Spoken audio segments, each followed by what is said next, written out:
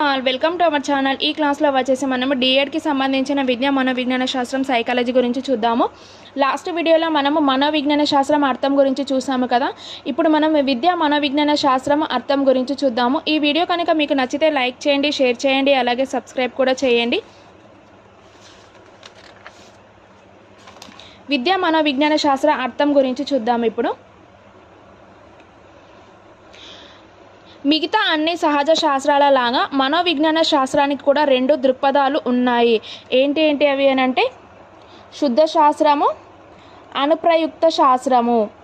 ఇవి రెండు దృక్పథాలు ఉన్నాయన్నమాట. అలాగే మనోవిజ్ఞాన శాస్త్రం ఒక పెద్ద శుద్ధ శాస్త్రంగా ప్రవర్తనను అధ్యయనం చేయడానికి సూత్రాలను రూపొందిస్తే వాటికి క్రియాత్మక ఉపయోగం అనుప్రయుక్త మనోవిజ్ఞాన శాస్త్రాలలో జరుగుతుంది.